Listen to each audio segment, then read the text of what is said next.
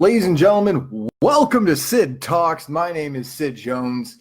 We are here live at RoX-TV, and it's been a bittersweet day for a lot of us. One, it's a Monday, so that's no way to start off a week. Second, we lost Sid Haig. I know we lost Sid Haig prior to today, but I've got some stories of my own of meeting Sid Haig and being around him, and I know that a lot of that's all I've seen all day just through Facebook, nothing but Sid Haig.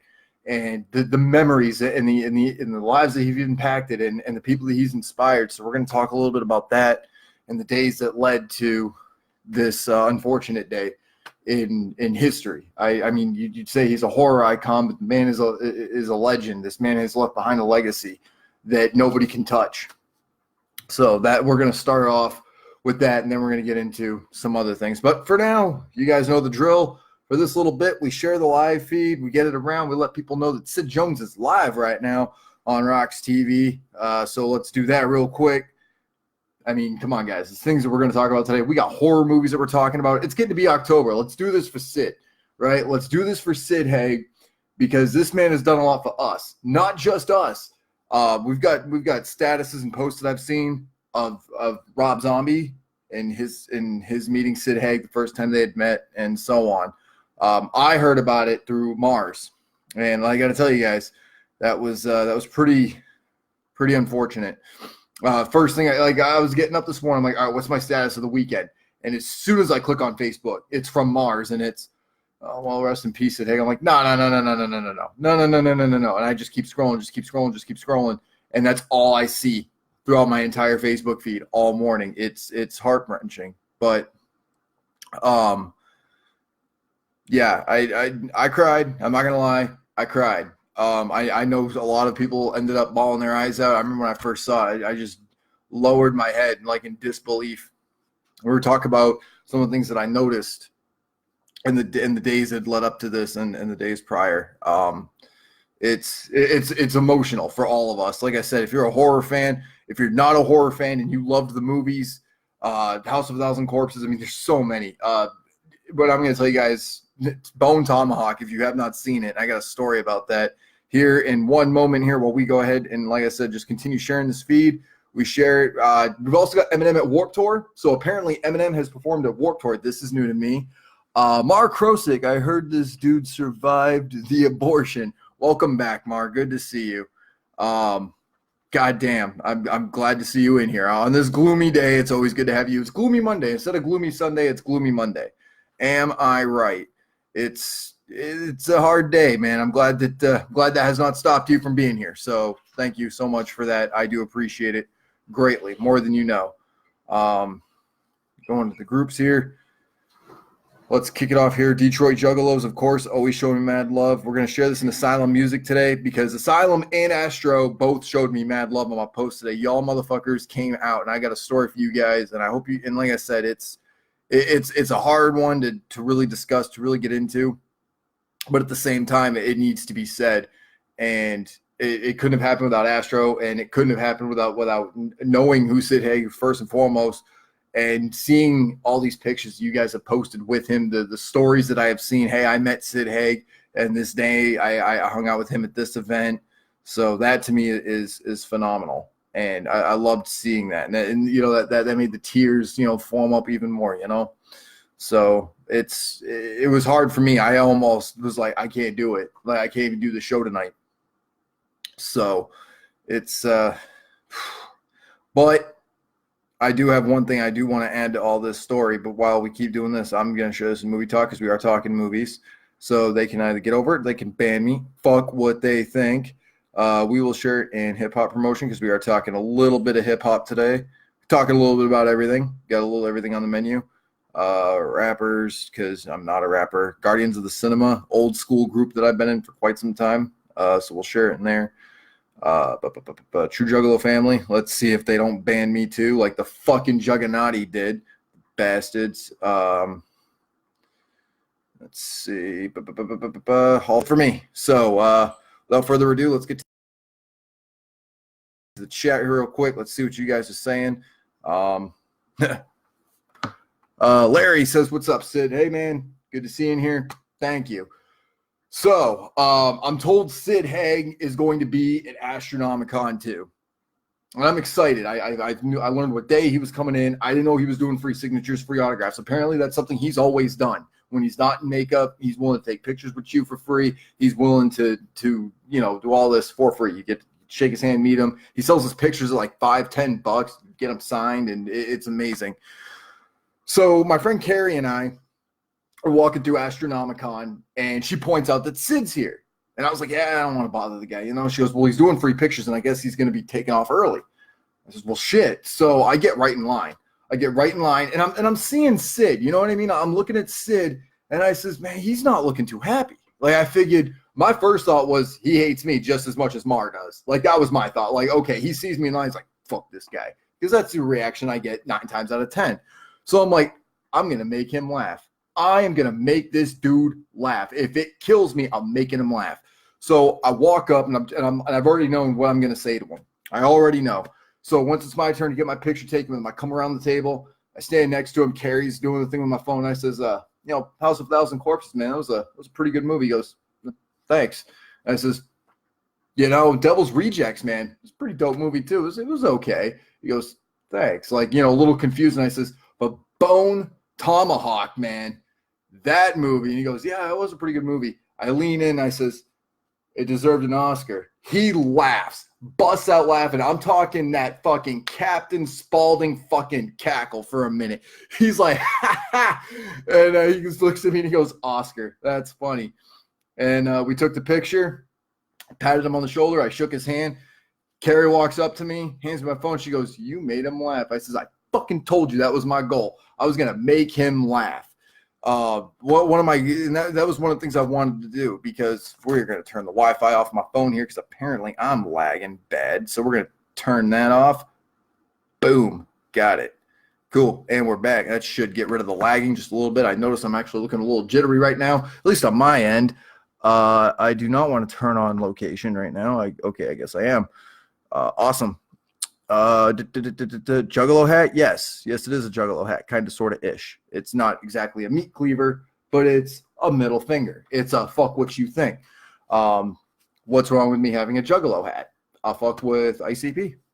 And y'all know that. You've seen the fucking videos. As a matter of fact, I'll say this.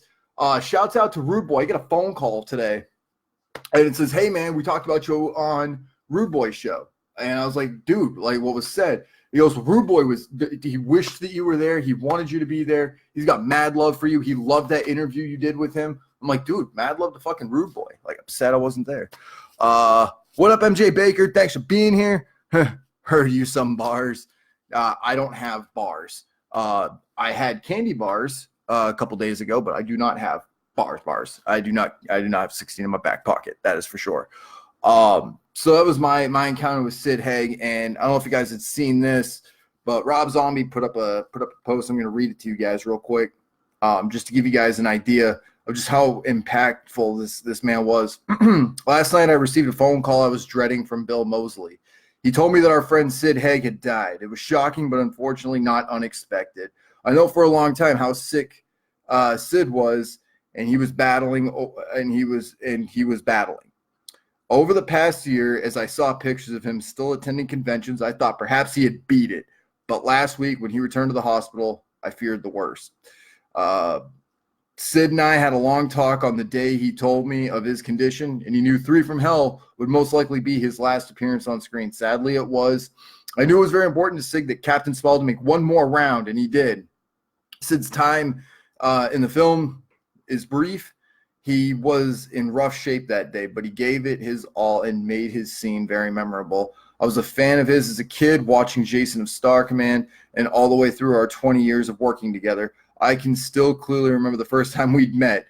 It was at the Edith head costume building at Universal. Sid came out of the dressing room wearing a clown suit, which was a few sizes too small. We said hello, and then we both started laughing at how ridiculous he looked in his ill-fitting suit. We would find him a much better suit. Let's see. As we were making House of a Thousand Corpses, neither of us knew we were creating a character that would live on and grow in popularity every year. Sid told me how thankful he was for Captain and how the character changed his life. He had completely given up on acting, now suddenly had found a whole new audience at the age of 60. I know he was thrilled and blown away by the fact the captain is gone, but he'll never be forgotten. Rest in peace, Sid. This photo is from March 14th, 2018, the last time all of us were together. And I don't know if you guys can see that, but that's the picture.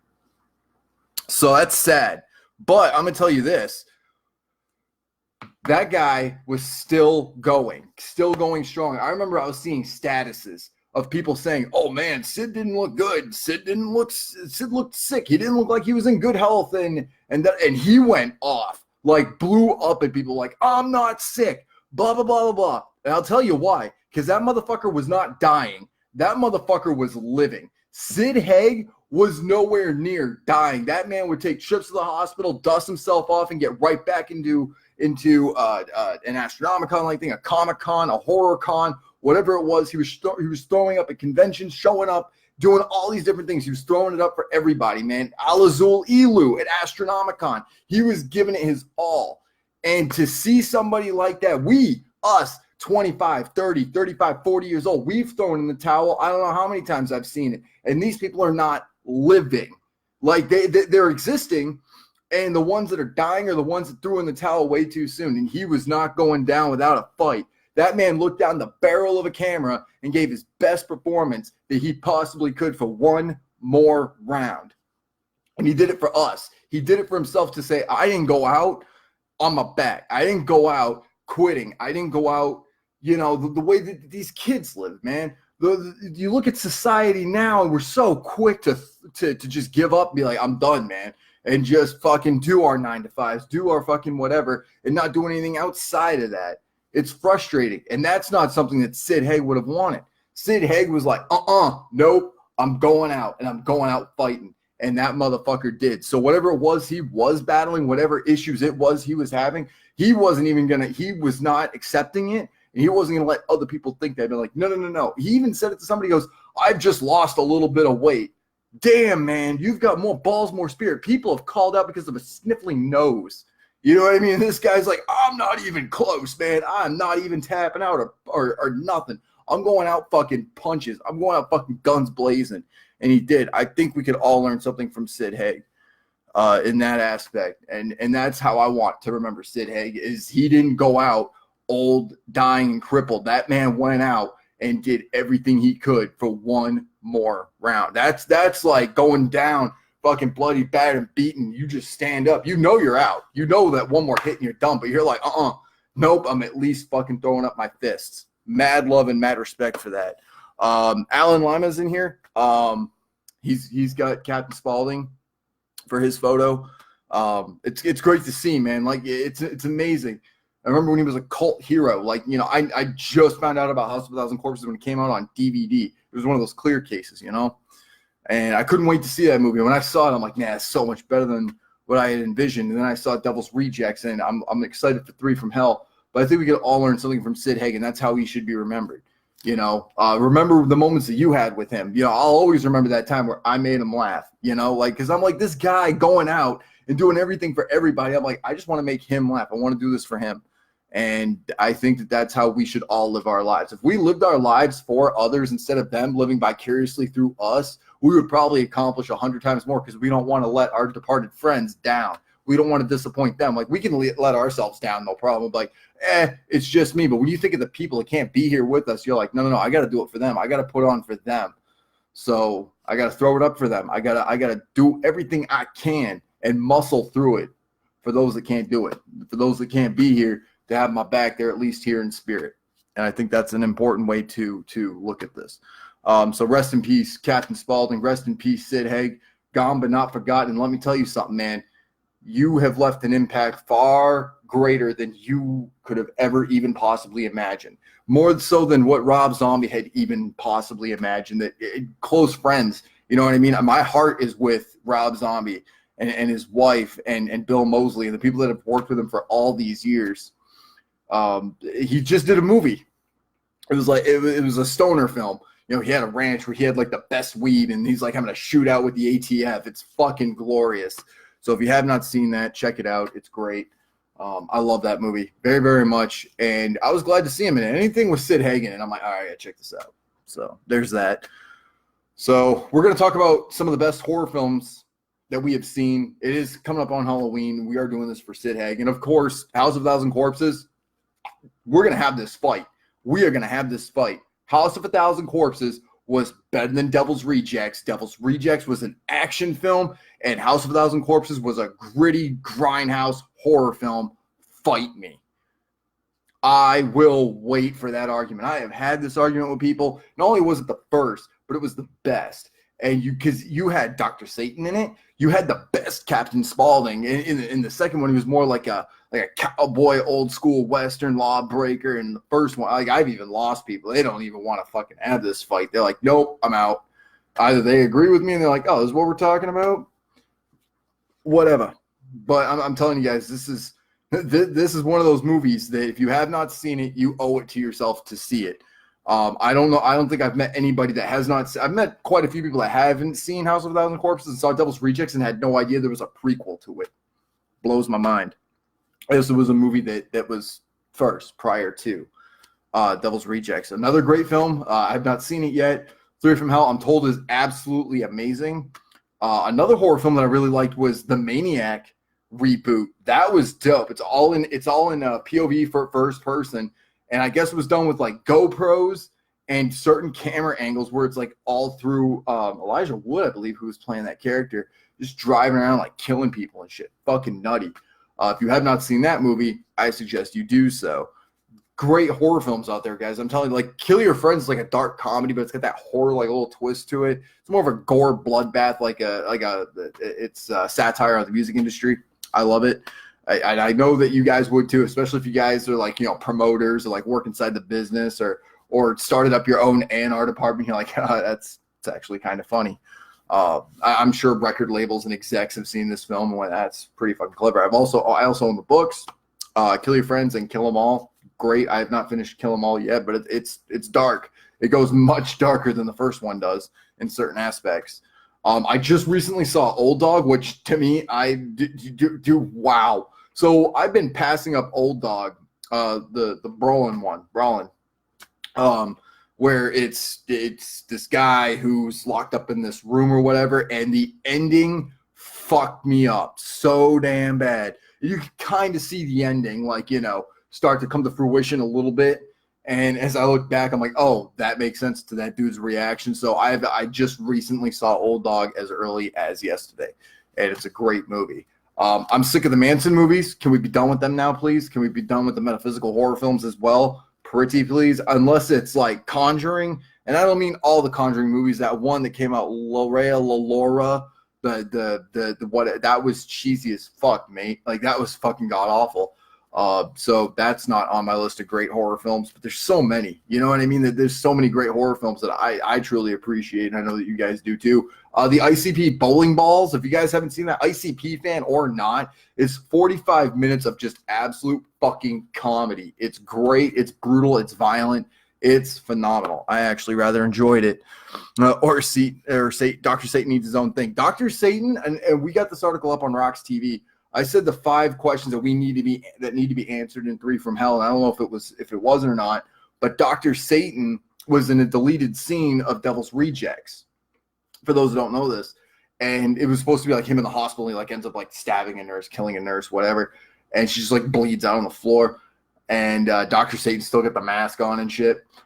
But what happened to him? Like, deleted scene aside, like, we know he's in the hospital, but, like, what follows? You know what I mean? Like, we never know what happened to Dr. Satan. We never know, like, when they went in and, like, stormed the fucking house in Devil's Rejects. They never went inside of the fucking, the underground, the underworld, where all that shit was happening. So, like, what happened to those guys? Like, the guys that were in the mud that were, like, grabbing and, like, ripping open the coffins and shit. The old dude wearing that rabbit suit, and he was just, like, moseying around. Like, did he just, like, get old and die? Like, none of these questions were answered, and I hope that they are somewhat at least touched on in Three from Hell. And if not, I think it's time that we do like a cartoon thing or whatever, maybe an animation thing.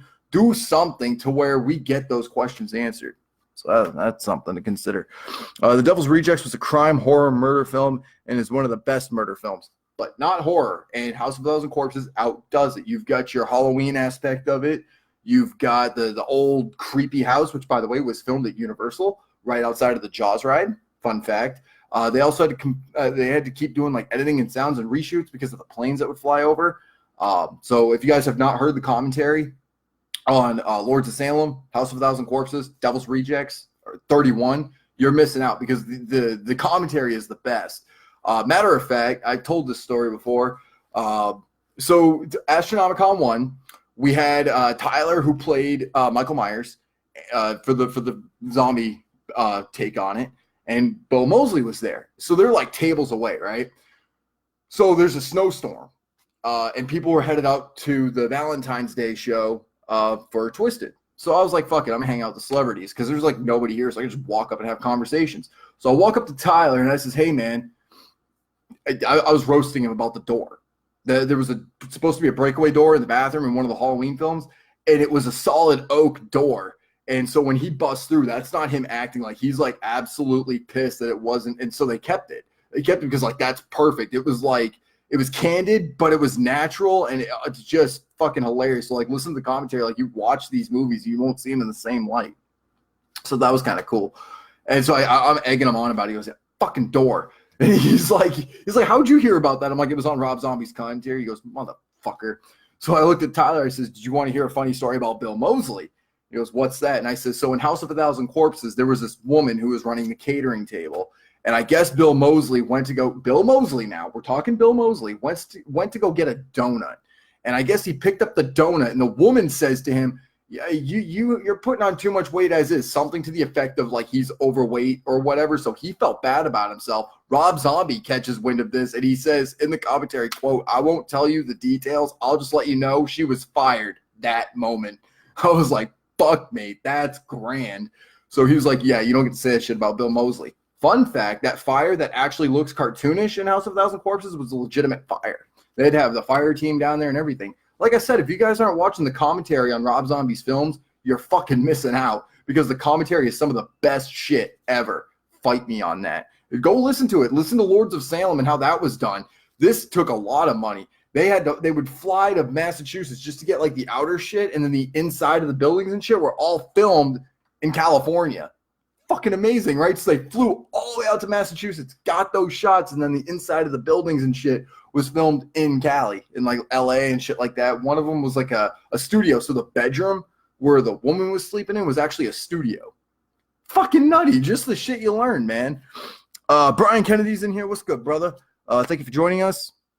I really wish I wasn't all puttery and pattery. I don't know why that is.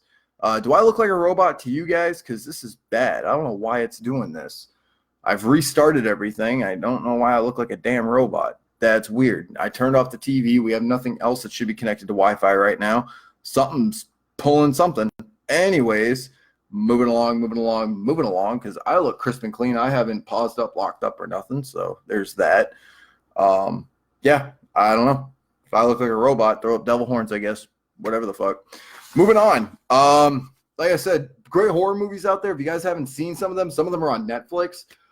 There's this one, I forget the name of it, but it's this guy who wants his guitar, gets the guitar, and then it's like he gets it for his daughter or whatever, and then he's like, painting and shit, and like the paintings, like it's just this crazy fucking movie. It's on Netflix. You'd have to look it up. It's insanity. But there are just a little grainy. Well, I don't know what to tell you about that. Man, is that better? Did that fuck it up even more? We shall see. Just a little grainy. It says Andrew Shoot. Thank you for being here, Andrew. Appreciate that. Yeah, great horror films out there. I mean, I can't even account for some of the best ones. Eli Roth's films prior to Knock Knock are fucking great. Death Wish was also a great film. It was great to see him come out of like the horror realm and into action.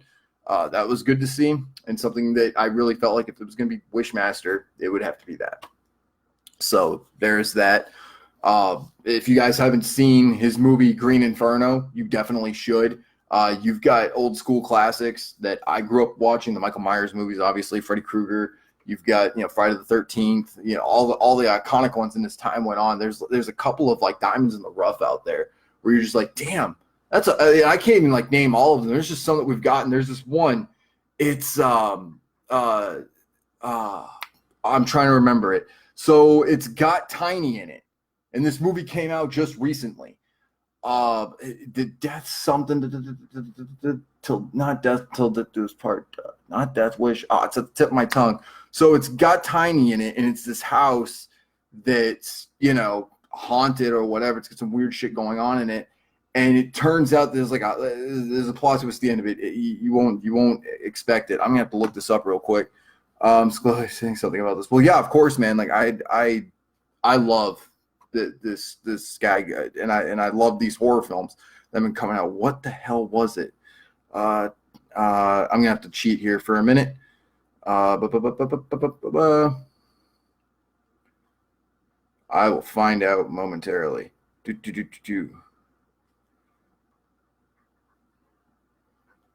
Bear with me. Bear with me. This is worth it. I promise you. When you see this movie, it's actually on Amazon Prime, by the way. So there is that. I wish I could remember the name of it, because there's a really creepy ass story behind this. Evil Within. That's what it's called. So it's called The Evil Within. It released in 2017. Now, remember, Tiny passed away shortly after Devil's Rejects, Matthew McGorry. So think about that time that went through. This went through editing hell, production hell. This movie should not have even happened. Check this out. The guy who directed that movie didn't even get to see his baby come to fruition. He got this like millions of dollars worth of equipment for editing for this movie, and he died of mysterious circumstances, heart attack, some sort of like just random out of the world, real weird shit. And it finally comes out in 2017. So this movie had been worked prior to Devil's Rejects, and then finally released in 2017. So Evil Within, I saw it, I'm like, well, it looks okay. I will rent it. And rented it, and I was mind blown. Just a great film. The kid's got a hamster, it runs all over this place. It's fucking phenomenal. Just the way that it's shot, the editing is great. It's a high quality film, and it just went through so much shit that it finally comes to us years and years later. So movies that you pass up on, I mean, unless you're talking about The Shark Exorcism or Great White Exorcism, where the fuck that movie was, bypass those films by all means. And here's the trick. If you flip it on the back and it looks cheap and poorly, like it doesn't look like it's a professional backing, it doesn't have an MPA rating, and it's got like, you know, description that's in like big fucking letters, don't fuck with those movies. There's algorithms and shit where it's like you just look at it and it looks bad. There's been like maybe one or two where I'm like, oh, I feel bad that I judged this movie. Old Dog being one of them. I didn't think much of it. I was like, whatever. And then finally it was like, it was some sort of deal going on at the video store. I was like, I'll check out Old Dog. It was fucking amazing. So yeah, if you guys are fans of House of Thousand Corpses, if you guys are fans of Tiny, there is a movie out there called Evil Within. It is on Amazon Prime. I'm sure it'll be on Netflix shortly, possibly for the Halloween season, which, like I said, great film. There's a lot of good horror films out there, man, that just got, like, I'm talking like, not even like Conjuring films, but there's just eerie and fucked up, like, and they're all over Netflix. I'll look through and give you some recommendations, but I'm actually curious at what you guys recommend as far as horror films. It's kind of why I want to do this. Saw the new It movie yesterday. How was that? It Chapter 2 is out. I was supposed to go see it. I have been moving, so I apologize for that. Grainy. Yeah, I still look fucking grainy and robotic. This is some bullshit, mate. Hopefully it fixes up, edits up, or whatever the shit's going on. We've been having issues with the Wi-Fi, too. I'll just open up Facebook and it gets all fucked up. But I hope that the new It movie was decent. It's It Chapter 2, and I'm always told like the first part's always better than the second part in both the mini-series with Tim Curry and the movies. It just, I guess that's something we won't get by, and there's always going to be content that we will not see. So let's just hope that they don't decide to fucking reboot that so soon. That's what makes me nervous, is that there's so many people rushing out. Instead of making original projects, they want to do reboots. It's fucking garbage. So yeah, I want to hear some of you guys' horror movie recommendations. We're going to be doing this. This is going to be part of our segment all the way until November 1st. We will be discussing horror films on my show. We'll be discussing some of the best ones and some of the worst ones, and then we're going to get to you guys. You guys are going to talk about it in the chat, and I'm going to read the best ones out loud. Terrifier on Netflix is okay for a B flick. Oh, dude, it's great. It's actually, check this out. Terrifier was actually featured in a short film called All Hallows Eve. There's All Hallows Eves 1 and 2, and these movies are collections of like things that happen in Halloween, and then they're all kind of interconnected. There's another one that's like that that's on Netflix, and I forget the name of it. Forgive me. but there's a lot of those where it's like Tales of Halloween. That's what it was. It was Tales of Halloween, and it's like all the stories are interconnected. Terrifier came from that, and then it got its own movie, and a sequel is due. I am told that we are getting a sequel. I get inside information on movies. Don't ask me how. I know what's happening, and I know what's coming. I've got some predictions as far as movies go and as far as music goes for the remainder of 2019 heading into 2020. And don't forget, New Year's, we will be doing a live where I predict the entire year for 2020. So far, I have not been wrong. You can talk to my boy Wyatt Coughlin Jr. You can talk to my boy David Garver. You can talk to anybody you'd like that's interacted with me on New Year's. And I make predictions, and I've been right every single time. One of my predictions, I was living out in California with my ex Elizabeth and my boy Chris, and I just had this epiphany. So I was like, man, 2012, it's going to be like somebody hit the reset button. This is December 31st, mind you. So I make this prediction. I'm like, it's going to be like somebody hit the reset button. Like everything goes back to the way it was. Like take it back 3 years ago. Whatever it is you were doing then, whatever it is you were wanting to do, it's like a second chance for you. For other people, it's going to be like limbo, shit like that. Sure enough, January 1st, my boy Chris gets a phone call that he's going to move to Seattle. So he's no longer our roommate. He's gone.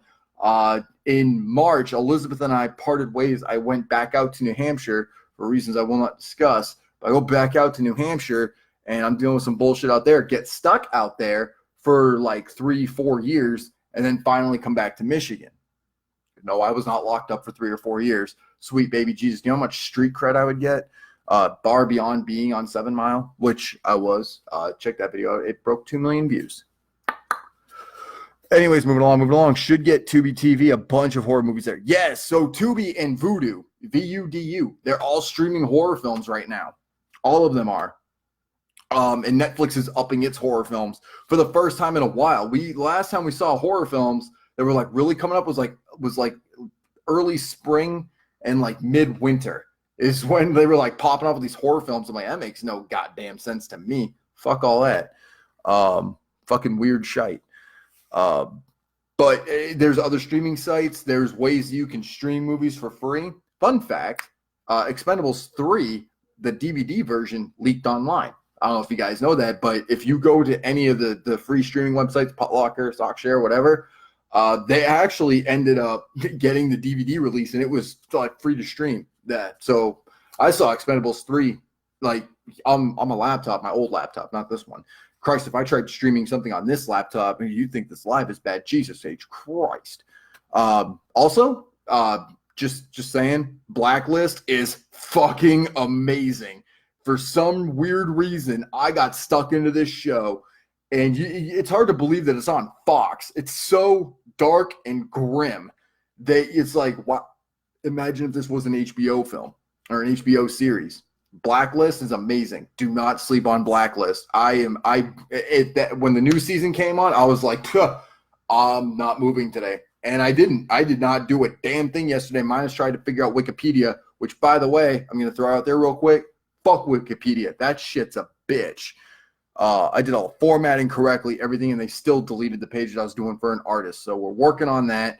I'm going to have somebody sit down with me, walk me through like what you have to do to get like an exact Wikipedia fucking page, and we'll go from there. Chicken, I grew up on 7 Mile. Yeah, I got to hang out there for a video shoot. It was grimy with Gordy, Bizarre, Fury, Seven the General, and a few others. So that was pretty dope. I was also down in some place where Gordy was like, you guys are not okay to be down there at 2 o'clock in the morning. It was me and Jimmy Don. We're doing a video shoot for the short film, for the How to Gag a Maggot short film, which was 2 music videos combined into one. We did an abandoned building, which was solid. It was dope. It was an abandoned Baptist school, and then there's a house next to it, which is also abandoned, and then on the other side is an abandoned church. So it's creepy as fuck. Actually, one of the letters that was found there is actually on eBay right now. If you guys want that, it's fucking terrifying. I was reading that shit, and I'm like, this is not going in the house. So instead, we go over to the new apartment where we are moving, and I find this in the lawn. So a dog was drowned in that apartment. No joke. Somebody took their dog, drowned it in our fucking toilet. Prior to us living there, weird shit's happened in that place. Like, it's just fucking like domestic violence and bad shit. So I find this. It's the Archangel Michael. All right. I find this in the grass towards the new apartment. And on the back, here's something that's conjuring creepy. It says, "Pray for us," with a cross on it. And it says, it gets even more weird. Yeah. I fear about you. I feel about you makes my heart one to be free. I don't know what that means. But then there's like these two brass rings that are attached to it as well. So that's really weird. But yeah, the fact that I found this in the grass with all that shit that's happened and the weird shit that I've been hearing, I'm like, wow. So I just hang on to this just in case. So if I ever see a demon or a ghost, or I think the place is haunted and I'm home by myself, I can just do this. "Be gone, Satan." That's my plan. Just to like wave this. I've seen it in the movies. It's got to work, right? Like if you like see a ghost or a demon, you're supposed to like rattle this shit at them or whatever. They go, "Oh, it's a necklace. I don't want to fuck with that necklace." God, I'm able to make walls bleed and have the ground shake and crows fly in your windows. But that necklace, man, I draw the line. Movies. Out of the hood, yes. Out in Detroit. Good times. So we've got some other news here while we, terrible segue. But I just found this out. This came to my desk this morning. Where Ice-T was actually doing a recount of watching Eminem. Like, he's doing a callback to when he saw Eminem perform at Warped Tour 99. I'm like, he was at Warped Tour 99? Like, look at the music that was coming out at Warped Tour during that time in 99, and that Eminem was on the tour. So this is what was said. He got booed, evidently. The white kids were throwing shit at him. That's when they used the term, quote, "wigger." They didn't like him because it was a punk rock tour. Now, I was there rapping. They didn't have a problem with me or with Black Eyed Peas before Franny. By the way, weird name. But when he got up there, he felt like it was okay to be disrespectful. So when Eminem got out there, because he was white, they thought that it was okay to be disrespectful to him because he was white. And I watched him weather that storm. So that's kind of interesting. Ice-T performs at Warped Tour. Everyone's cool. Everyone's chill with him. Everyone's cool with Black Eyed Peas and shit like that. And yeah, then you've got Eminem who comes out and he gets booed by a bunch of white punk rockers. Who'd have thought? Also remember, it was 99. And what city this was in? I don't know. I guess someplace, up north. We've got, I looked into the Blink 182 thing from Saturday. Evidently, this all came from a project that this gentleman has been, it's a project that he's been doing. Tom DeLong, which by the way, DeLong was also the name of my teacher. He was my economics teacher and he was my history teacher. Is that what it was? Government? Maybe it was government. I don't know. Moreover, I think it was my history teacher, but Oregon ranked second in sightings of UFOs, 73 sightings per 100,000 people, 3,013 sightings total between 2001 and 2015. Videos were posted by Tom DeLong, one of the members of Blink 182. He co-founded the To the Stars Academy. The more you know. I didn't realize that punk rock and UFOs had like a one-on-one thing. It's pretty interesting, especially where it's like a pop punk band, like maybe like a conspiracy underground band, like, Notorious Casualty or something. That's just a name I came up with, Notorious Casualty, because of Notorious B.I.G. Casualties. Make Notorious, Notorious Casualty. Wow, that's actually kind of a tongue twist, at least for me. Notorious Casualty, great again. But more so, I was watching, back to what I was saying about Blacklist. I was actually doing some thinking, right? So in the season 6 of which some of you may have seen, some of you may not, so I'm not going to spoil it. But evidently, Reddington gets himself into some trouble. So Reddington's facing a lot of issues in a bad way, where I'm even at the edge of my seat. And I was like, they were talking about allegations and this, that, and the other, and this prosecutor just being an absolute prick. So I gathered you guys here this evening because I wanted to talk to you about this idea. Some of us have dealt with misdemeanors, bullshit charges. Some of us have had false allegations put against us, so on and so forth. So I thought of a cure for that, right? Now, hear me out. We have the death penalty here in America. Just saying, right? So, and we also have a quote unquote a population issue, correct? So I've got a way, two solutions to the population issue here in America. So nobody can bitch about illegal immigrants ever. No, and if you know what it's like to go through the legal system to become an immigrant, it's almost like you're just trying to. Essentially, it is racism. You have to go and watch Legal Immigration with Last Week Tonight with John Oliver. It will piss you off and blow your mind if you're not a racist. Moving on. So, cure for allegations. I got this. So instead, you know how you're betting your life, guilty or not guilty, right? Well, the prosecutors don't have anything except a tack mark, a little tally next to their name, right? We found this person guilty. Looks good for election year. How about this? Up the ante a little bit. You bet on lives, okay? So I'm a sick bastard, but hear me out. So let's see. Who do we got in the chat? Tom DeLonge is a special nerd. I remember when he did To the Stars. Nice. Nice hat. Thank you, Robert Mendoza. Perfect example. I'm going to take Robert Mendoza. So Robert Mendoza, you're on trial, right? Or you've been arrested and indicted on charges, okay? Minor or major charges, either way. Evidence is fairly there, okay? You may have been there. There was a witness sighting. It's a he said, she said type thing, right? Now the prosecutors are like, okay, it's an election year. Let's put Robert Mendoza on trial. Let's go through with it, okay?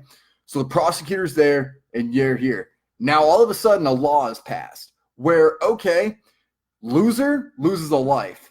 Is the prosecutor really going to be like, you know what? I don't want to press charges. They don't have the balls. They don't have the fortitude. Yet Robert Mendoza's standing there like, you know what? I know I'm innocent.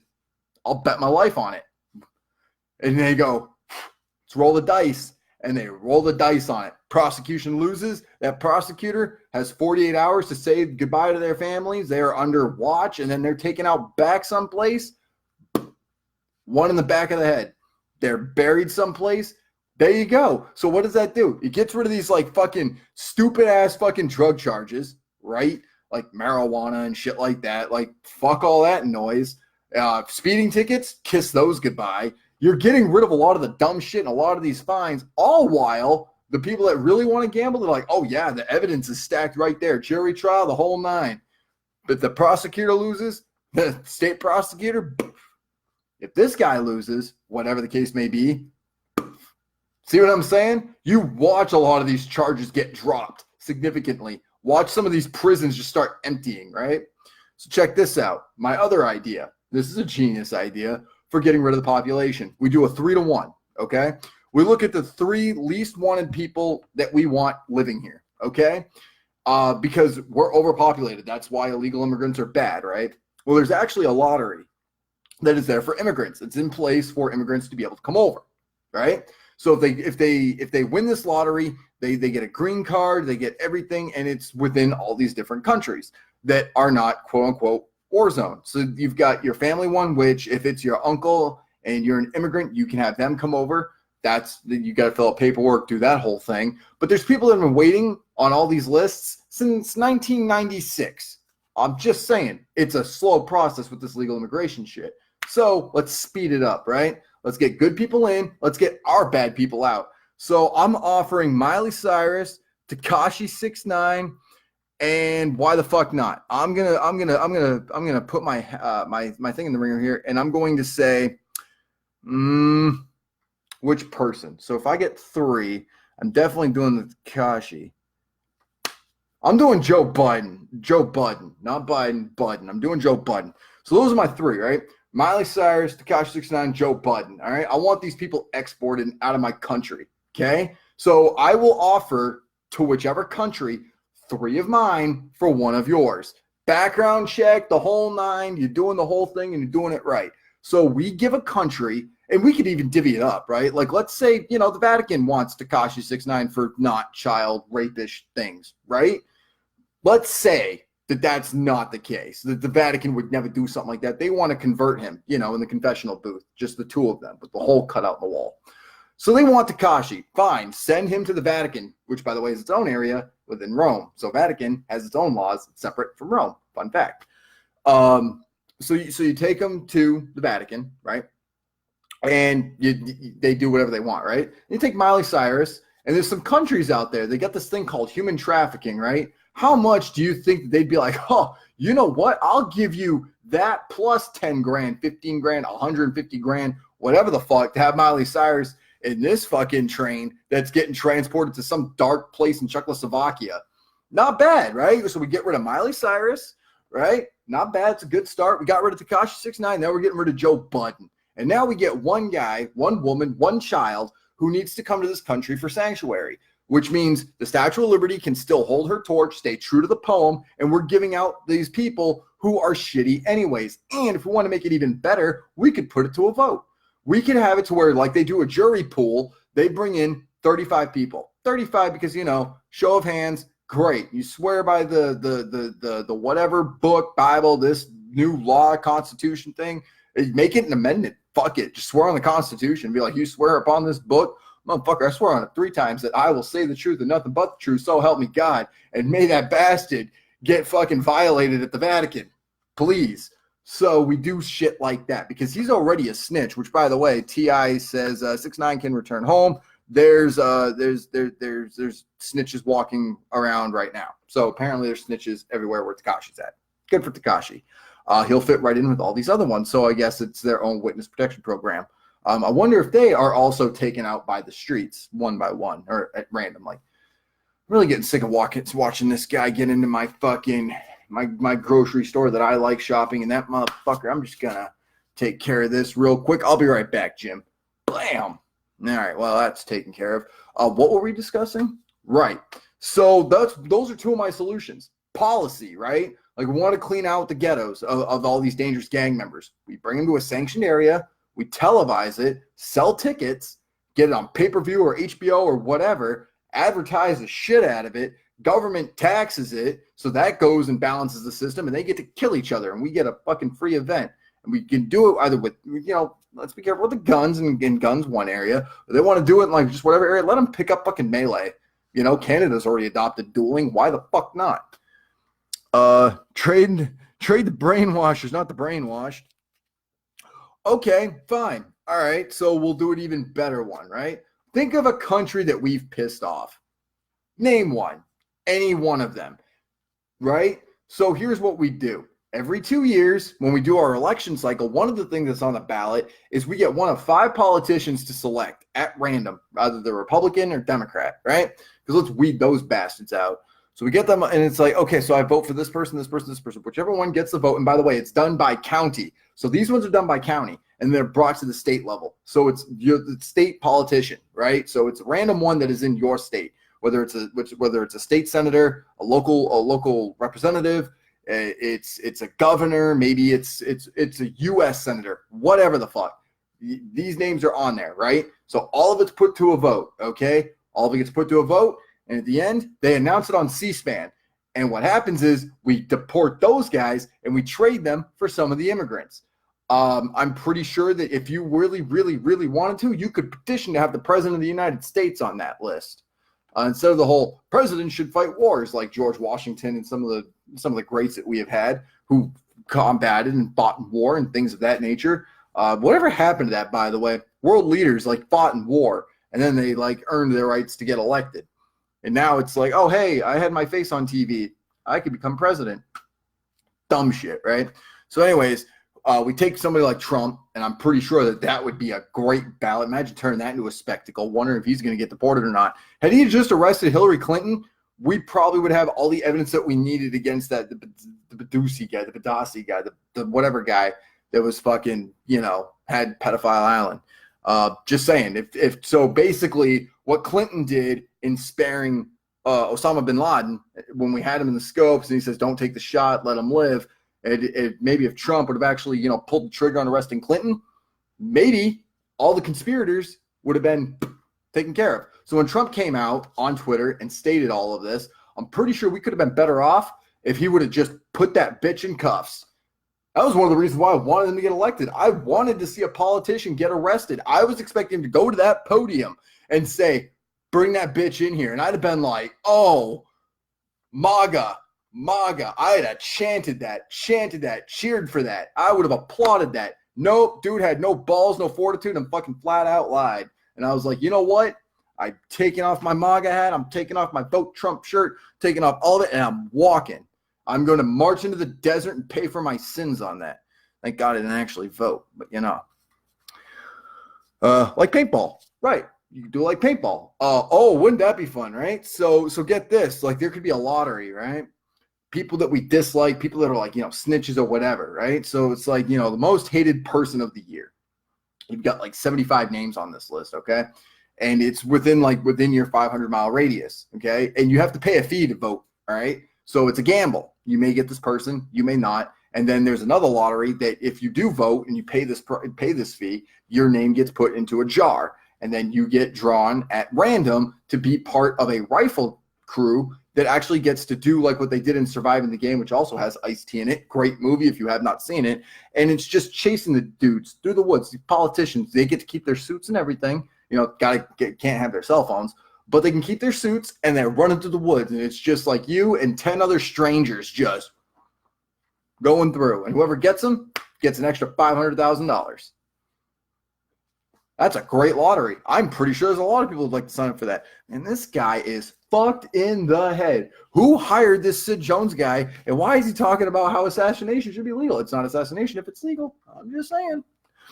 But that's a good cure for false allegations. Minor charges, figuring out how to get good people in, trading our bad people out, and really simmering down the violence in America. And we're doing it without Big Brother. We'd be doing it without people invading our privacy.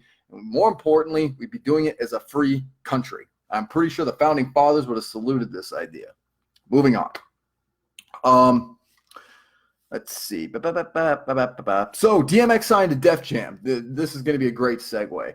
So DMX has been signed to Def Jam, as some of you guys know. DMX is back, and I predicted this last year. I said when he gets out, first thing he's going to do is start making music again, go on tour and shit like that. He's gonna reinvent himself, and I was right. I called it. Even Casper came out and admitted that I was right, which he never does. So, discussing all of this and having these predictions, I have one that I would like to make right here, right now. Within late 2019 to early 2020. I predict a rise in supergroups. So you're going to see groups and maybe other groups that like form with other groups and they do like co-headlining tours. You're going to see a rise in supergroups, and it's going to, and I'm not talking just in the underground, I'm talking like in the mainstream too. Expect Body Count. I'm predicting this right now. Body Count will be on tour or doing select shows. It'll be worldwide, and it will probably kick off right in the springtime, if it's going to be in the United States. Wintertime, it's probably going to be in another country. Probably going to go to the warmer climates. They're huge in Mexico, so they'll probably go there. And then Trump will say, they'll deport them. Let's see. So we got Body Count. Gathering of the Juggalos set, the stage set. Now that they know if it's going to be in the same location, they're going to double up on it. You're going to see both the main stage and side stage busy as fuck. From 3 o'clock until like 5 in the morning. It's going to be batshit nutty at the Gathering. That's my other prediction. That's going to be for late 2020, obviously. What other predictions do I have? And I hope my boss is listening to this because he's going to write all these down, right? Or you guys could download this, say this, and be like, Sid was wrong about this. Sid said this, but I don't believe him. New signings. So you're going to see these record labels. Remember I said it was draft season? You're going to start seeing them signing people left and right. And it's going to be these acts that are going to have like maybe a couple months on them, whatever. And they're going to actually be passing the torch to more than what we had seen. Black Flag passing the torch to Line Cutters. You've seen Tech Nine with this one dude. What's his name? Something like that. But he's signed this new kid, and his new album's coming out. So you're going to start seeing people testing the waters with some of these new artists, new bands. You're going to continue seeing the collaboration of punk rock and hip hop at festivals. That's going to be a huge growth for it. And that's going to be mainly because 2020 is an election year. And again, with this kind of a spike, it may fade off. Remember, I'm not a weatherman. I'm an analyst. Yeah, Did you like that? Because analyst. I thought it was funny. Fuck you if you didn't laugh. So consider those some of my predictions. I will be making more as time goes on. Oh, there's my boss. Somebody probably told him, hey, listen, he's talking about killing politicians and illegal immigration and all these things that you told him not to discuss. He's discussing that on your program. Sir, you should probably do something about that. Ron Holland is watching. Thank you for being here. That's because they all run everything. Yeah, right. JR Filthy is not wrong on that. But more so, I honestly think that you're going to see a very strange time in music come 2020. You're going to see a lot of these bands come out of the shadows. You've already got Casualties that are making a comeback. They're doing their shit down in Hamtramck, so they're going to be on tour here in Detroit at some of these smaller venues.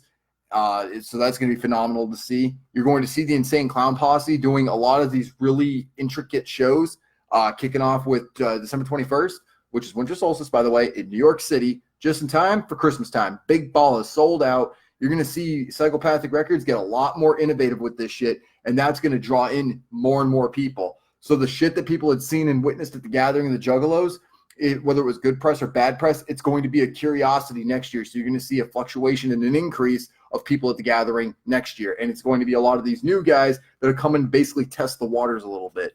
You will be seeing some of that.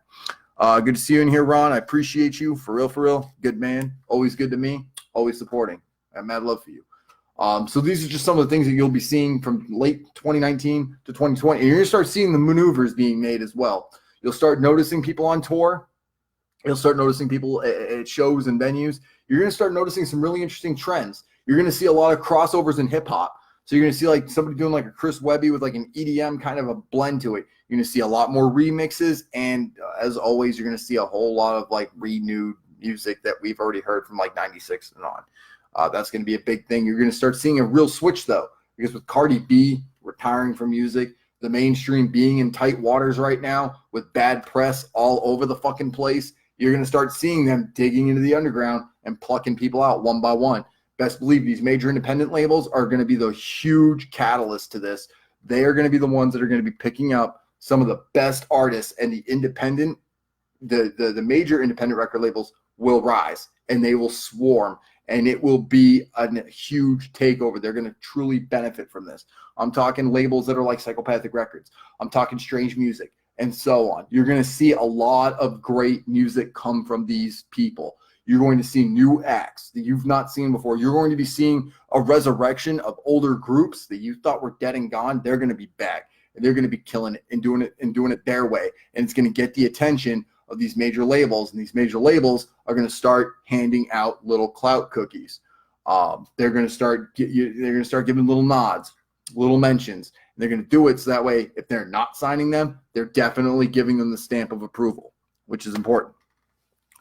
Clinkly Dead Entertainment. I have not heard of this. See, and that's another thing too. You've got a lot of smaller record labels, and a lot of these record labels are actually being attached or bought up or liquidated by Warner Bros. Or Warner Music, I should say. Warner Bros. Warner Music, same company, different dragon head.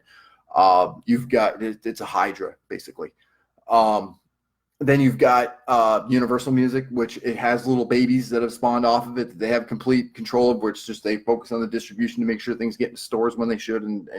Yeah.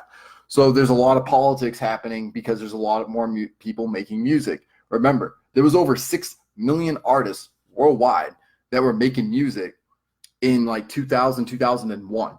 And that was before we had any of the shit that we've got now, social media and so on. So now with social media, you double, triple, quadruple those numbers. It's fucking insane. It's hard to keep up. It's hard for me to keep up. And I've just now reached to the mainstream fucking coverage where I don't even know what's going on in the underground right now. I see flyers and of course, you know, the unfortunate circumstances and so on. But I haven't been in the loop with anything as far as the underground goes. I've been more focused on independent record labels because those are the ones I'm really interested in. Their next moves are going to be absolutely crucial to up-and-coming artists, record labels such as, did I say that right? Killingly Dead Entertainment. But yeah, definitely check them out. And that's another thing you guys need to pay attention to. There's these local shows. Check them out because you never know. There could be a guy from A&R that's standing in the back of that room. It's like, I'm going to sign these guys. You'd be like, damn, they were local. I fucked up. You're going to know when it's a good group. As a matter of fact, RJ Harper band, country band that I went and interviewed, which has no country roots to it whatsoever. Quote, the most country thing I have done was I saw a tractor once. That's amazing. And they were actually more inspired by punk. They've been shopped by, and this is true, they have been shopped by people over at that sell the tickets there, Live Nation. Thank you. So like Live Nation people. So instead of it just being A&R departments, now you've got people that it's like Live Nation and Ticket Web and so on that are actually going to start paying attention, because those are the people that can book tours. And they've booked Dropkick Murphys, they've booked the Insane Clown Posse, so on and so forth. They focused on all these different tours. You're going to start seeing an uprising and more tours, more and more shows, and that's going to be another part of the algorithm. That's one that most people have not considered. Stage performance, stage presence, what the stage looks like. There's a whole new game. So while you've got people pretending to be masters of the underground, knowing everything, they're not looking to the future. And it's going quick. It's going fast. If a music video came out 3 days ago, it's considered old news. If some news broke, at some point, it becomes old news, and there's not much you can do with it. So you look to the future. And most of these record labels, they can't even establish 5 to 7 year trends anymore because the popularity has been spiking. So the obvious ones, 2020 election year. Okay, what are you going to see? Well, in 2019, we knew we were getting Bad Religion. Now it's going to be tours. It's going to be shows. Shows are going to start being a representation of dissent, D-I-S-S-E-N-T. Check out Dissent is Not Treason, available now on Amazon. You're going to start seeing an uprising of people and protests, and you're going to see bands start performing at those. I'm not saying it's going to be quite to the level of Occupy, but you're going to start seeing a lot of cities that are rising and protesting, whether it's going to be the Democrats or the Republicans, and there's going to be music that's going to be the soundtrack to that. Mark my fucking word. You're going to see this in your local cities and things like that. And guess who's going to be at these events? You're going to have A&R guys. You're going to have talent scouts, people just roaming around. There's no fees for things like that. And if it's somebody who's shopping around, they're going to do it at South by Southwest, which is going to be 10 times bigger than it was this past year. Promise you. There's going to be more bars doing it. It's going to go from where it usually is and further out. You're going to start seeing a lot of shows that are overstacked bills.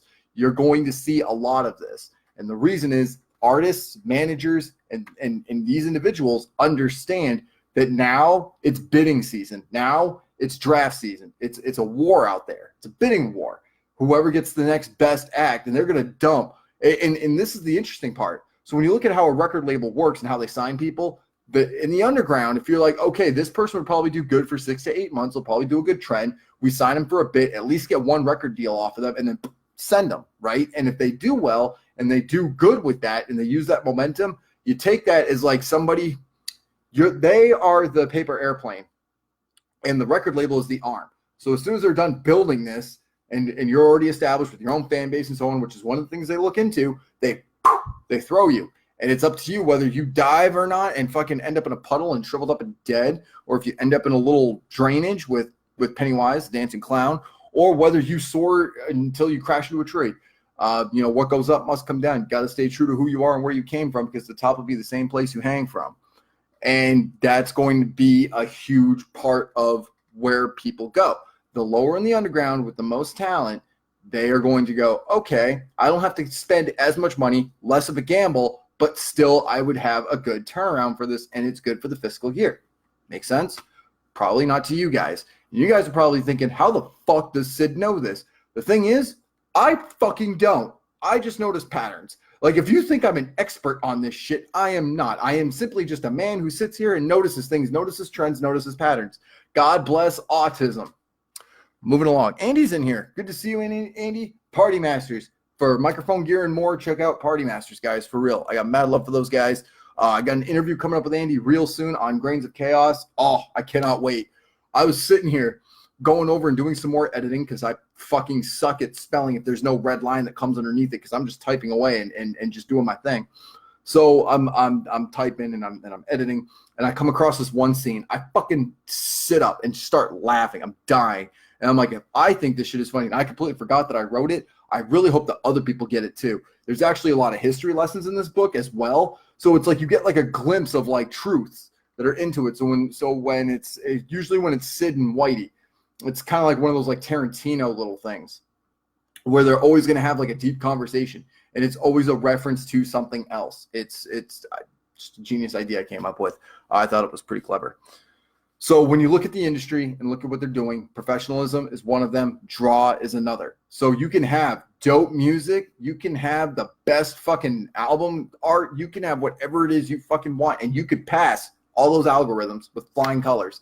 But if you don't have the following, if you don't have the crowd, if you don't have the Spotify streams or the album purchases or things of that nature, they're going to brush you to the wayside. It's not about your production, it's about your fan base. What record labels want is somebody who's already got their own fan base. They can capitalize on that, start putting you on tours with other artists, and then the fan base grows and the record label gets its reputation. That's how that operates. The record labels are just competing. Who's next? Who's going to be hot? And in some cases, when a record label does well and does business well, they make it part of their venture. So as we've heard, there's a record label out there, put out a guy, 2K Biddy or whatever the hell his name is, put out one hot single, millions of hits, got a lot of fans, sweet, good streaming. And this record label sought him out, produced him, did all this shit. We're going to take that record label, attach it to us, and let them continue to do what they do and see how they, and if they don't work out, whatever. We're not distributing any CDs. We just signed up a thing where just in case lightning strikes twice, we make profit. That's what it is. It's to help seal a deal, and it's to help negotiate things. If you do not have a music lawyer, I suggest you get one, especially if you truly believe in your heart of hearts that you're going to be the next fucking Project Born. You're going to be the next fucking Esham. You think you're going to be the next Slim Shady, the next Tekashi. Please don't be the next Tekashi. Have higher standards, pretty please. But if you think you're going to be the next hottest thing, the next best-selling artist, get yourself a music lawyer. Fucking immediately, because if you don't, your ass is fucked. You're going to sign a deal thinking it's going to be great and grand, and the next thing you know, you owe your record label a shit ton of money. Do not make the same mistakes that Biggie Smalls and Tupac did. These are businesses. They're out to make money. They want to pay you as little as possible. That way they can get the most out of you. That's all jobs do. This is the way that corporate America works. If Home Depot says, I could pay this guy $9.50 and he does this work, I don't have to pay him anymore. If he's willing to do it at $9.50, fuck, and he doesn't know that Bill is fucking making, $11.50, $12.50, $13.50 an hour, and he doesn't know that because technically you're not allowed to discuss your wages. Fine, fuck it. We will just pay this guy to do just as much work as this guy who's been around for just as long, maybe just a little bit longer, and he'll do it. That's what companies do. And it's capitalism. That's how this works here in America. In record labels and in the industry, it's no different. Okay, this person pitches the amount, right? It's like, well, how much would it take to sign you guys? Well, if it's a younger generation, which it is, that's one of the demands as well. Is they want the younger guys. They want the 19, 20, 21-year-olds, not just because they have a longer longevity and a longer shelf life and the ability to put out more music, but because they're shit, stupid fucking kids that don't know what the fuck they're doing. Tell me I'm wrong. Lil Xan, done. Blueface, done. Tekashi, done. And these guys hadn't even reached 25 yet. I rest my fucking case on this.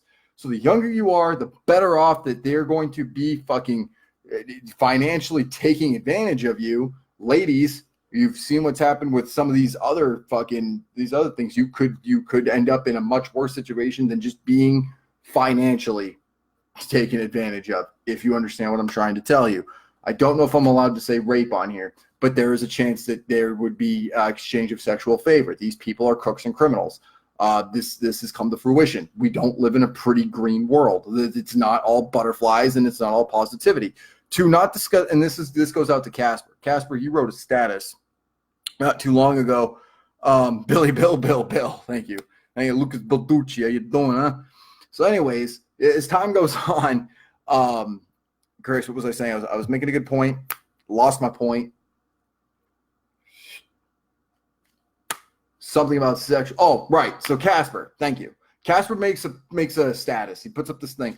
It's why do you have to talk about things that you hate and draw attention to it? You should just ignore it and focus on the positive things and be more optimistic. Okay, dumb shit. I'm gonna explain something to you right quick. Casper, I kind of like you, but I'm gonna explain something to you. To not discuss the things that you hate and just focus on the positive things is what gets people killed. Oh, it's a minefield, but, you know, God will. Well, so much for optimism. You know, you're walking through a fucking forest. It's like in the Amazon. Pretty out here. It's happened. 2 hikers. God, it's so nice that we're taking this hike and not worrying about any of our...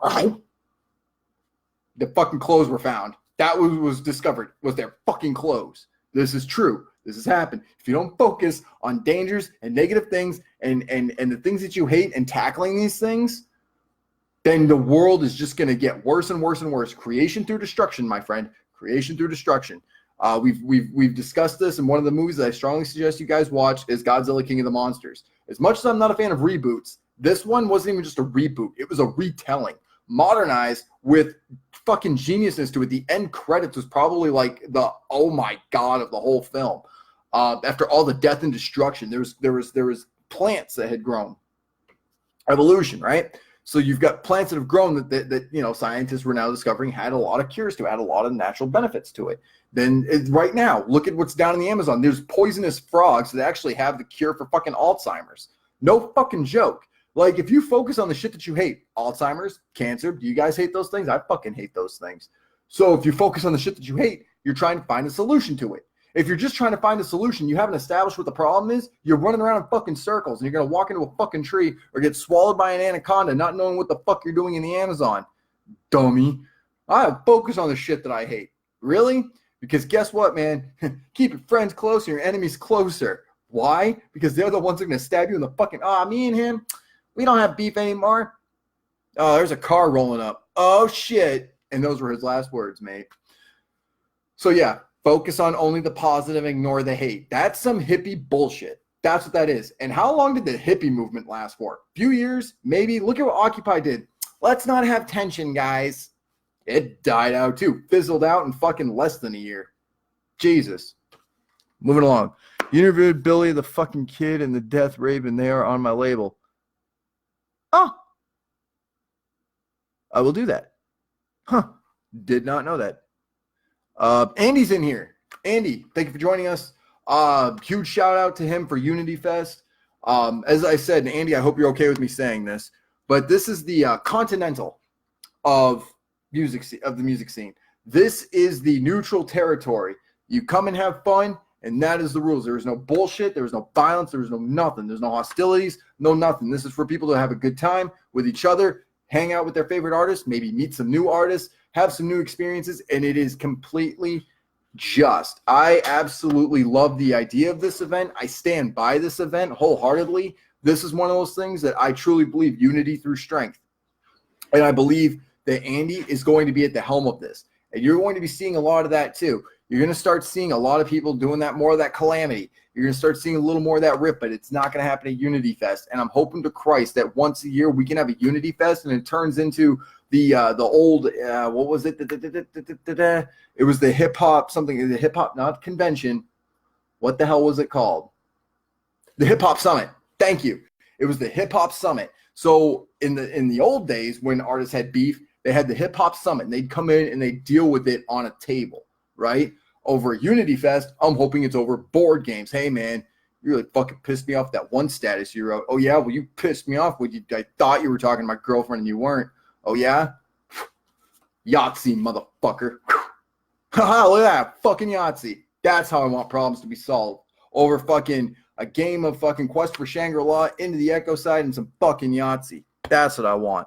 If you focus on positivity, good shit happens. Right, but you can't just be a positive person all the damn time because we have seen what happens when people are always positive and always preaching peace. Do I have to go down the list again? Because I will, and it's a very long and extensive list, and I don't want to have to repeat myself. If I gave you a list of everybody that focused on peace, I will tell you right now that apparently we were not ready for that. Christ almighty. I'm allowed in here? Yeah, Mario, you're allowed in here. Who the fuck wouldn't be? No, you did interview them. Oh, well, that's cool. I've interviewed people, man. I just like talking to people. As you can tell, I have an entire show dedicated to just talking to you guys twice a week, soon to be 3, working to fill in that time slot. Speaking of Yahtzee, yep, we got a tournament for that. Yes, you do. That's why I brought it up. I'm excited to be seeing this. Jerseys, dope-ass jerseys that you can win. I wish I could rock a jersey. I was wearing my Bruins jersey, going through my whole, like, you know, what am I going to wear? What am I going to do type thing? I'm like, oh, I got this Bruins jersey. My buddy was like, no, you look like you fell into a laundry basket. We cannot wear that. So apparently jerseys are not for me. It's unfortunate. Apparently when I wear a jersey, I look more like a 14-year-old boy than I do now, and that says a fucking lot. Who is the true punk, Guido or Sid? I challenge you to 8-ball, Sid. I thought I sent you a move for 8-ball, brother. Erica's in here. Welcome, Erica. I've not seen you in a live stream in a very long time, so I'm glad you could join us on this beautiful Monday evening. Like I said, guys, every 6 o'clock on Mondays, and we've jumped over from Saturdays to 9 o'clock. We're still playing with those timestamps a little bit. I'm going to put out a poll, figure out what you guys like. I liked my 10 a.m. show, and then I was told, fuck, Sid, I'm not up that early. Would you mind bumping it a little later? So we tried 3 o'clock, and then people were like, God damn it, Sid, I got shit to do. Could you do it at prime time at 9 o'clock at night? And I'm thinking to myself, but there's baseball games and concerts on Saturday nights. Like, nobody wants to listen to me over going to a dope-ass concert. I'm sorry. If Body Count's playing on a Saturday night at 9 o'clock, I'm not even doing my show. Like, it's going to be me at the concert and be like, ladies and gentlemen, welcome to Sid Talks. Have a wonderful night. And it cuts out right then. Or I might do a Sid Talks for like 20 minutes and standing in line, whatever the fuck. But I'm telling you right now, if Body Count's playing on a Saturday night, that ain't happening. No, in real life, 8-ball. Yeah, you got it. You got it. Fucking come see me. We'll go shoot some pool. I've been dying to play some pool. I actually end up getting much better at pool. I was out of practice. I was down in Toledo, and I was at a show, and I was shooting pool. And I was fucking garbage up until like my 8th round. I was like, oh, that's how you play pool. Fuck Bruins. Aw, Red Wings fan. That's cute. But yeah, I'm excited for Unity Fest. To be a part of this event means the world to me. For Andy to have made that phone call and said, I need somebody I could trust. I'm like, Andy, I would never say no to you about anything. 5 years from now, multi-million-dollars, I wouldn't charge you a fucking dime. Matter of fact, if I ever ended up at that point, I'd be paying him to let me host events, because I tell you what, no one is ever going to book me for being a hype man. And it takes a lot. I'm pretty sure he went down a list of like 500 people, and I was there at the bottom. Well, fuck, guess I'm making a phone call to this guy. So yeah, it's going to get to the point where I'm going to have to start paying people to let me do gigs. I'll have to do, you meant cocaine, 8-ball. Could you picture me for 1 second on cocaine? Could anybody pretty please look this man at all of my glory and look at me and say, that man just did a line of coke? What everybody would do, how everybody would react. They'd be like, why the fuck, who gave him that? Why?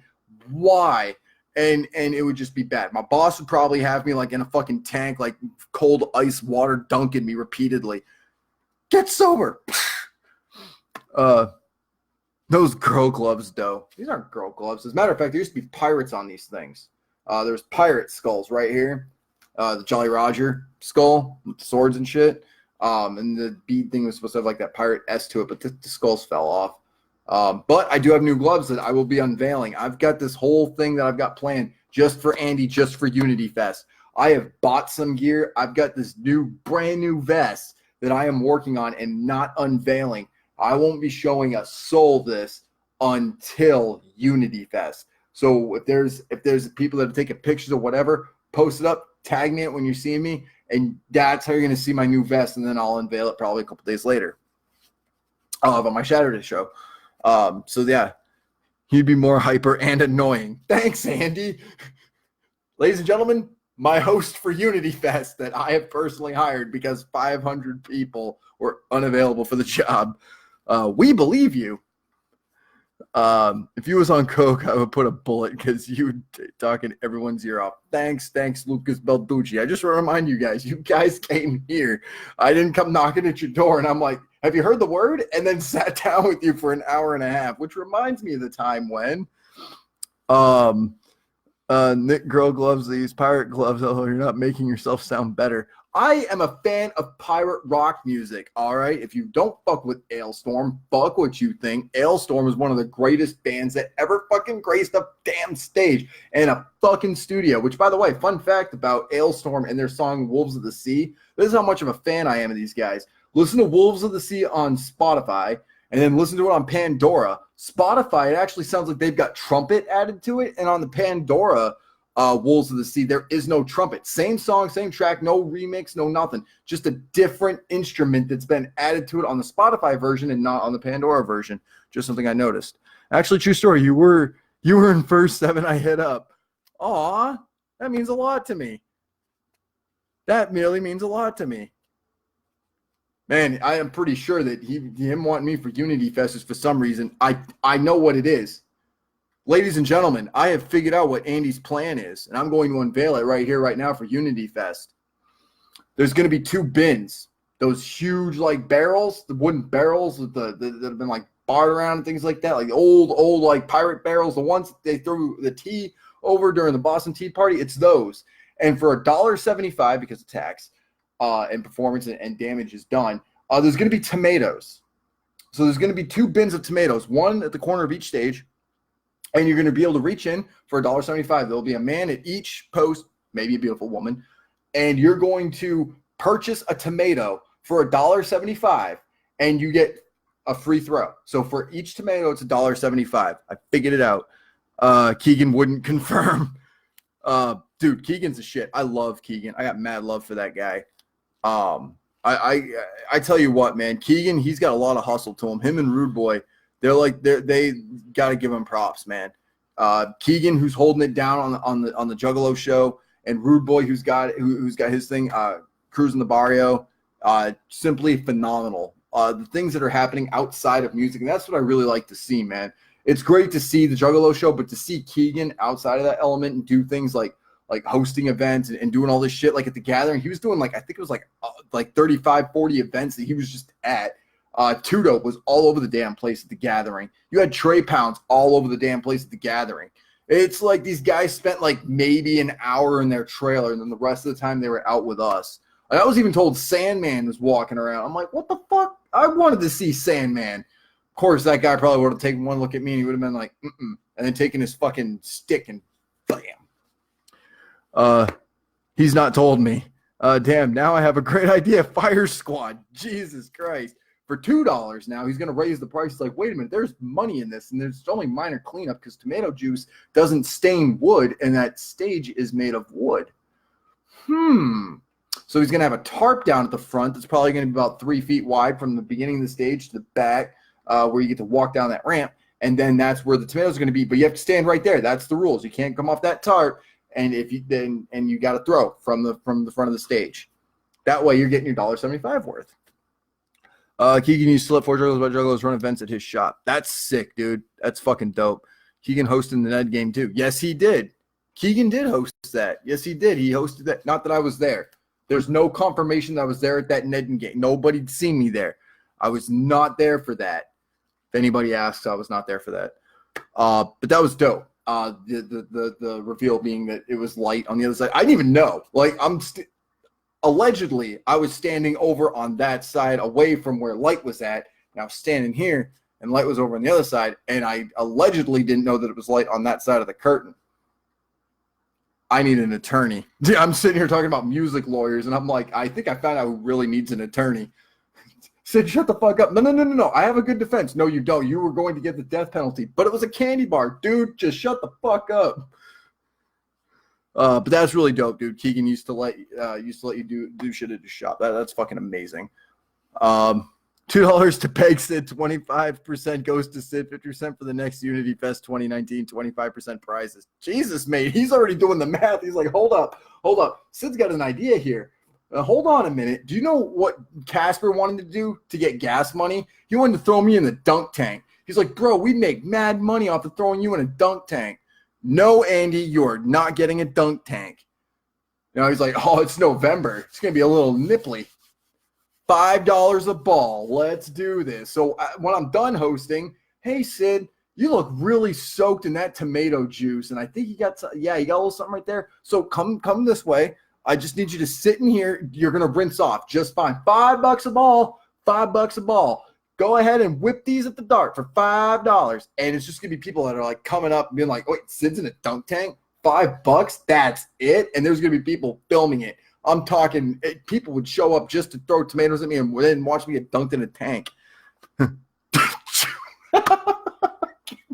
it, Andy. Oh, my God. Math likes men. Math likes men. Of Mice and Math. I like that. Of Mice and Math. That's an old reference for those of you that have not read Of Mice and Men. Great book. I loved it. I actually really enjoyed that book. I got to say, one of my favorite books that actually truly inspired me was J.D. Salinger's Catcher in the Rye. People like that book is boring. I'm like, but if you read it and really pay attention, it's fucking phenomenal. And I don't get how that became the Assassin's Handbook either, because there is nothing in there about, like, it's more of like thinking on the fly and having no stress and no responsibilities. Kind of like how I lived my life. As a matter of fact, living by that as a handbook, I've actually had a better life than Holden Caulfield did. And he's a fictional character. So the fact that I did better than a fictional character is fucking amazing. Welcome back, Ron Holland. $2 each for $3 for $5. We are going to make this happen. God damn it. $2 each or $3. We're going to make this. And he's like, I found a way to make bank. Dude, do you know what would happen if, like, buckshot, though? He's standing there, fucking tomato that he brought home that's, like, non-GMO, but it's, like, this big, and he's like, I brought my own from home. Here's $5. And he whips that bitch. He's a big dude. Imagine Zool getting in on that. Have you guys seen Lee Carver? And I think that man either really likes me or wants to, like, do this with my body. I can't tell if he wants to turn me into an accordion or if he's like, you're kind of cute. I can't tell. And either way, I'm fucking terrified, because that is a man that even if it, like, nope, because if that man wants you, he's going to have you. There is no ifs, ands, or buts. When you're my size and you see Lee Carver, you're like, dude, you are a snack to that man. He could open up his mouth. He could take his mask and just shove me in his mouth and fucking swallow me whole. 420 divided by your age equals, I don't know. I am going to be 30, though, believe it or not. I will be 30. Holden Caulfield is a fucking clod. Fuck that guy. What? Why? That guy was amazing. I liked that. Have you guys seen Rebel on the Rye yet? That other movie recommendation I made? Rebel on the Rye is fucking amazing. Love that movie. Sid takes it. Yeah. You should actually do this for charity at the next gathering. Love you guys too, man. Fucking love you guys. You guys are like, hey, I love coming in here and hanging out with Sid. Oh, wait a minute. Bad shit's going to happen to Sid? No, I said we would never, ever, ever bet against you ever. Put 500 on the other guy. Put 500 on the other guy. No. You just stand right there. It's totally cool. We got you, dude. We got you. All right, make it 650. He's a spoiled brat. I'm a spoiled brat? How the fuck am I? Okay, yeah, I got a dope-ass hat, and I got a dope-ass vest, and I got a good fucking team behind me. This show needs chicks. I fucking agree with you. I've been saying that. We need blow and we need hookers. I'm sorry. Freelance street workers. Is that what they are? That's what they are. This show definitely does need chicks, though. Imagine that, though, because then it'd just be hashtag pity for Sid. That's what it would be. These girls feel really bad for him. That's why they're standing this close to him. It would be quite interesting. But yes, I do agree that Sid Talks needs women, preferably semi-topless, where it's like just there for like Facebook numbers. You know what I mean? Where it's like a cunt hair, you know, of like, oh, it's just there, just barely passes. Minus you. God, so it would be. I got an idea. Actually, you know what? You gave me a genius idea, Mar. You've got a genius idea. And you know what? I'm going to take you up on that. After I get nailed with tomatoes and thrown into a dunk tank and shit like that, I've now come up with a solution. This show needs chicks. Minus you. Sweet Jesus. Now you've given me an idea. I think I've got something to do promotion for my novel and to make people happy. I am here to entertain and appease the crowd. Evidently, Andy has left the room and is already making phone calls to dunk tank people. And, hey, I need like 5,000 tomatoes for November 2nd. Can you make that happen, pretty please? Yeah, 5,000. I need 5,000 tomatoes. And then like a week prior to the event, sells out, and he's like, 15,000. I need 15,000 tomatoes. No, I need 15,000 more. I'm out, bro. Gonna look into a tarp and bulk tomatoes. I fucking told y'all. Much love, Andy. Appreciate you being here. Thank you guys so much. We are actually at the 90-minute mark. So I'm going to take the next 30 seconds to say my goodbyes. Much love to each and every one of you. Please join me Saturday for Sid Talks. I will definitely be doing this Saturday. Mark my fucking words. Come hell or high water during the move, the Wi-Fi issue and so on. But I will find a way to make this happen. Promise you. That'll be at 9 o'clock on Saturday. If you guys want a different time, message me. Let me know what time works better for you. Remember, I'm here to entertain you. I'm not here for me. I'm here for you. My name is Sid Jones. This is RoX-TV. This is Sid Talks. If you ain't down with any of this, fuck what you think. And I'm going to see you guys on the road real fucking soon. I promise you.